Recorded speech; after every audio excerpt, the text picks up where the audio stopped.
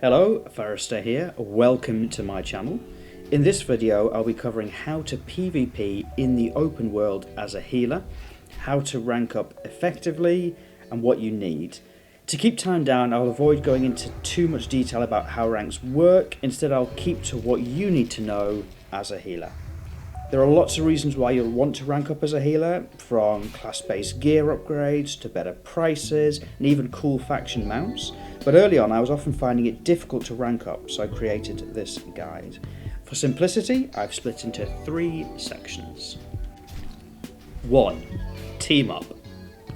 Often you'll find that trying to go solo, especially against DPS classes, almost always ends badly for you. So grouping is really important. But it's just as important to carefully consider how big a group you want to join. A large raid might be what you're used to, but the honour points from each kill get shared between the entire group, which often means that the bottom line for you is very little return. Instead, I find a lot of success in forming or joining a small group of 4 or 5 people. That way, the group can effectively deal with small groups of the opposing faction and get a good amount of honour per kill. You'll also be able to add a lot of value to your group. Those heals you provide can really improve fighting endurance, which your comrades will really thank you for, and make it easier to find a PvP party in the future. 2. Focus on staying alive. Without going into too much detail, you'll only earn honour for kills if you're alive and in render range when an eligible kill happens. So survivability is really important for PvP, and as a healer you'll often find yourself as the first target. Consider how you might subtly change your gear from PvE gear, particularly getting more armour, resistance or health to buy you more time. PvP trinkets are a must-have from rank 2 onwards, giving you much needed escape from incapacitation. And free action or limited invulnerability potions can help you with that as well. Finally, consider your full range of abilities and how they might help you and your team. From big meaty instant heals to bubbles or perhaps dispels, there's a lot of value that you can add.